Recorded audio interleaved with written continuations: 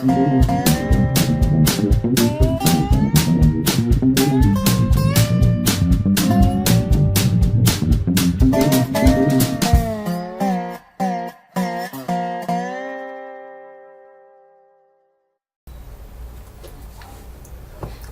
everybody, this is Bob again with Carquinez Model Railroad Society, talking about Sims Recycling in West Sacramento Avenue in our Planning Sacramento series through Trainz Model Railroad. We're going to be looking at this industry and some final changes before submission to the Planning Committee again. This is where we left the planning drawing off. Changed off the field in the background for an orchard, and I think that pretty much is going to complete the scene there. The builder wanted a road up in front, and I sort of agree. I can kind of see how the space lends itself to a road with a grade crossing, and so we're probably going to end up with at least submitting it for discussion.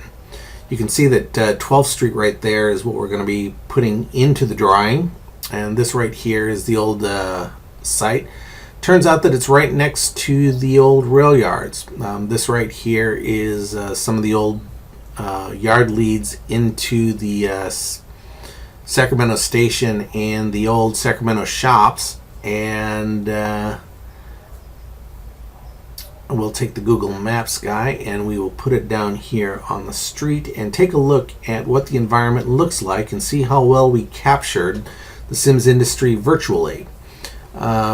Tree-lined street, just like West Sacramento, even though we're not on the west side of Sacramento here with the industry proper. I think that the scenery road transition certainly works as a continuous scene. Compromises obviously have to make in scale compression in order to get all the projects in place, so I don't view that as a deal breaker in any way, shape, or form. Scrapyards are very interesting visual concepts or very interesting visual projects for railroading, and they generate enough junk historically to be rail served, so it all sort of makes sense. Taking a look at the industry itself, filled with junk, clutter, bins, hauling bins for garbage, certainly enough space that we could envision it with rail service and the supporting infrastructure needed, and a generous space. And so let's compare this to what we actually did one more time. We've got the bins, we've got the industry, we've got the track, got clutter, and now all we need is a road. You can see down there all the scrap metal and the bins that we've put on, that I put on the layout. And so I think I did a fair job, if not better than fair. So I started moving around the pieces and parts to put the road in.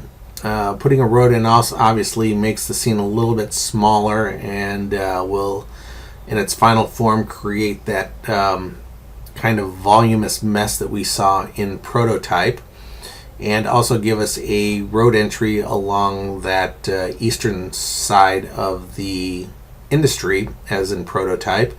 And I think that when it all comes together, I think the final product will be satisfactory. So right now we're moving around a lot of the scenery pieces, and then we're going to add a road, not a factory, which we'll do here briefly. Clear the trees out. When we do the backdrops, we'll have to remember to put some industries in there so that the industry's on the other side of the street, peekaboo through the tree line there, and then our road will come right here. Now, putting this road in will, anytime you make a change in scenery, you're going to have to make adjustments in order to make the composition correct.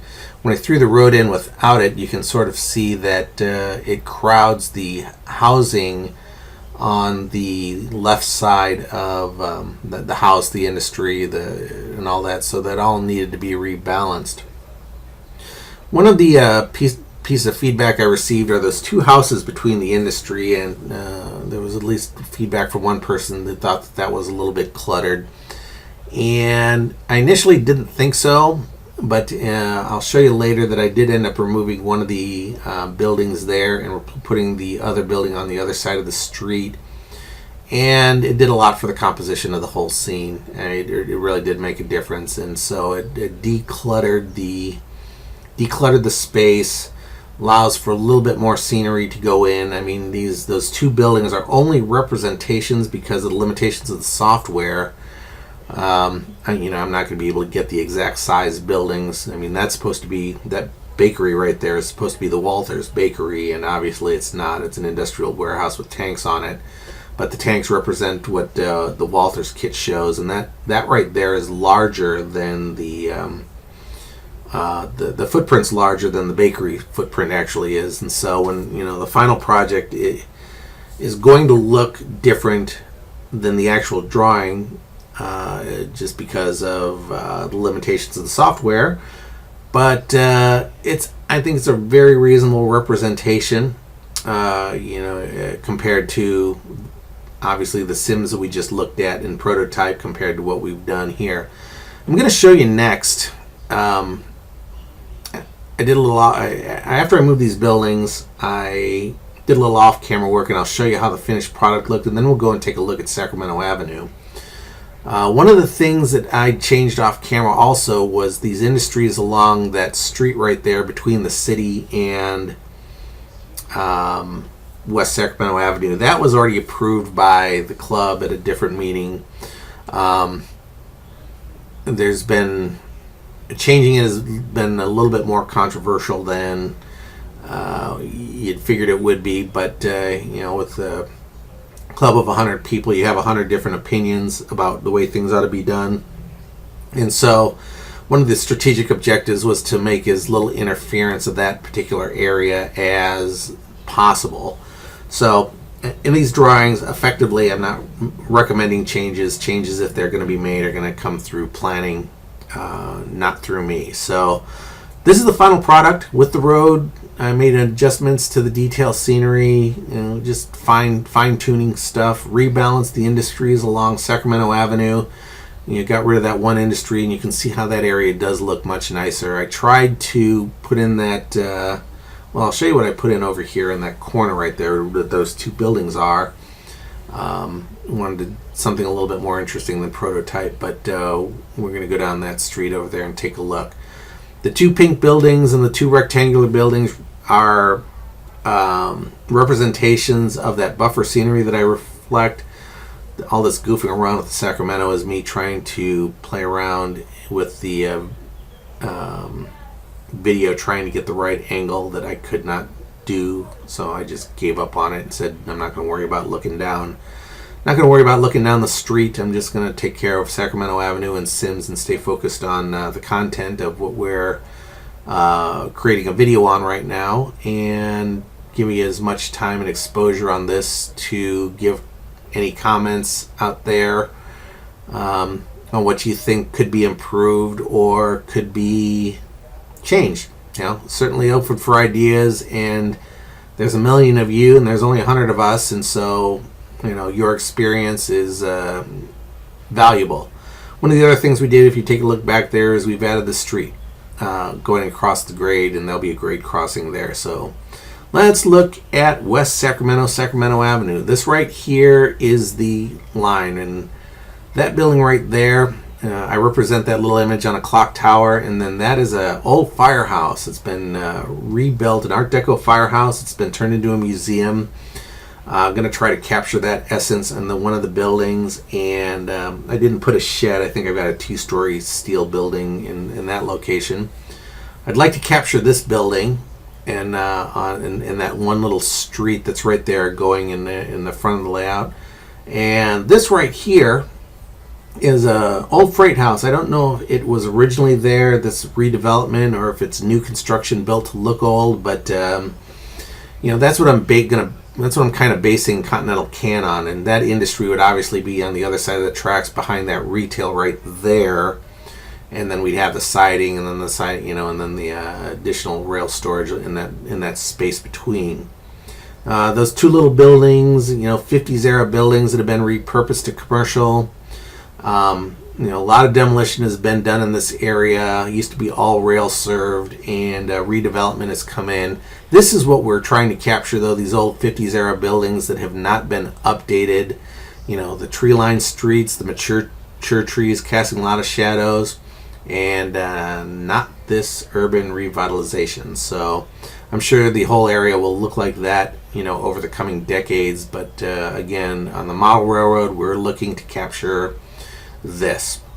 These old buildings that have, been there forever, thrown in as a mix with right up against commercial, like the early days of planning, when instead of having long streets with strips of commercial forever, and then the residential is behind, out of sight. Going old school here, throwback to the era.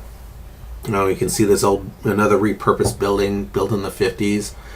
This old shopping center here, grocery store, been there probably forever, been remodeled several times, but again, 50s era building. Gorgeous little craftsman style homes.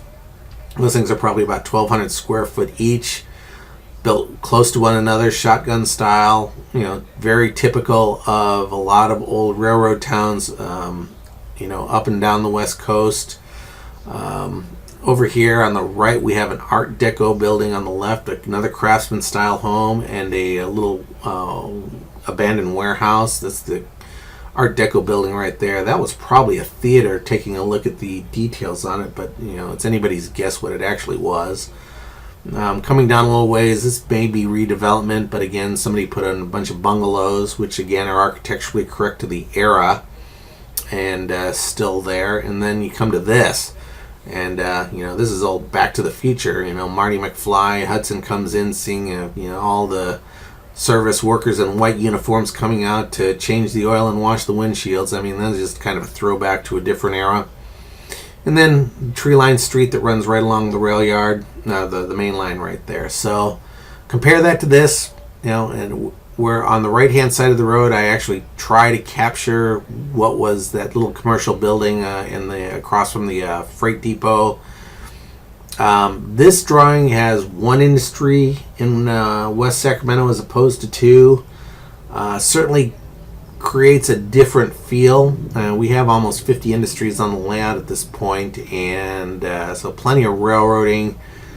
Some of our scenery guys would like to have a little bit more scenery transition, so the trains can actually run through residential area, which we don't have and probably won't end up modeling anywhere on the layout, just as a matter of what we've selected to model. And actually the UP mainline doesn't really do that.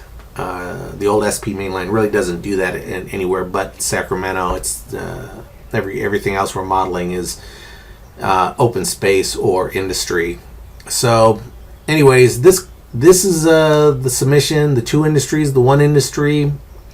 The next video I do on this will be with the planning committee's final decision and making whatever tweaks we need to make in order to present to the main membership. And with that, I think I'll close off this video. So feel free to leave your comments at the very end. Thank you for watching and appreciate your patience as I muddle and fuddle my way through these two pieces of software. And I will talk to you shortly on the next video with McClellan and the Sacramento station. Thanks again. Have a great day.